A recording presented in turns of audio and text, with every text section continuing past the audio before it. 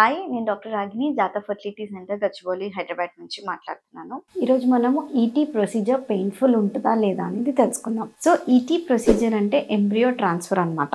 ఆ రోజు female fasting అవసరం ఏమి ఉండదు, నార్మల్ ఫుడ్ తీసుకొని కూడా రావచ్చు. అండ్ మ్యాండేటరీగా ఏంటి అంటే బిఫోర్ ఎంబ్రియో ట్రాన్స్ఫర్ మనం కొద్దిగా ఫ్లూయిడ్స్ వాటర్ తీసుకోమని చెప్తాం అనమాట. దీంతో ఏమవుతుంది అంటే యూరినరీ బ్లాడర్ అయితే ఫిల్ అవుతూ ఉంటుంది అనమాట.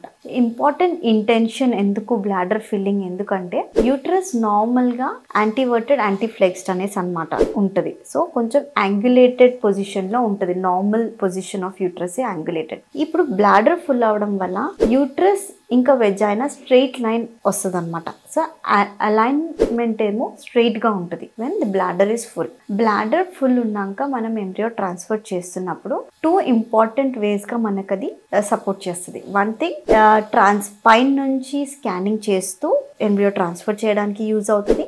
సెకండ్ థింగ్, సాఫ్ట్ క్యాథెటర్ మనం ఏదైతే పెడతామో స్పెక్యులం త్రూ సర్విక్స్ నుంచి అది కూడా ఎంట్రీ స్ట్రైట్గా వెళ్ళిపోతుంది అనమాట. Because alignment of vagina and uterus straight అవుతుంది. సో డెఫినెట్గా 99.9% వాళ్ళకి ఎంబ్రియో ట్రాన్స్ఫర్ అస్సలు పెయిన్లెస్ ప్రొసీజర్ అండి. సో కొంత 1%, లెస్ దెన్ 1% వాళ్ళకి పెయిన్ఫుల్ ఉన్నట్లు అవుతే అది ప్రయర్గానే మనము టెస్ట్ చేసుకొని ప్రయర్గానే వాళ్ళకి కౌన్సిలింగ్ చేసుకొని వి విల్ ట్రయల్ ఈటీ అనేది చేస్తాం. దీంట్లో సక్సెస్ అవ్వట్లేదు అంటే ఈటీ అండర్ సెడేషన్ అని చేస్తాం. So this is really less than 1%. So డెఫినెట్గా ఈటీ ఎంబ్రియో ట్రాన్స్ఫర్ గురించి మీరు ఏ రకంగా కూడా టెన్షన్ పడొద్దు. It's a very painless procedure for sure. ఇంట్లో ఏదైనా డౌట్స్ ఉన్నట్లయితే జాతాకు వచ్చి కనుక్కోండి. Thank you.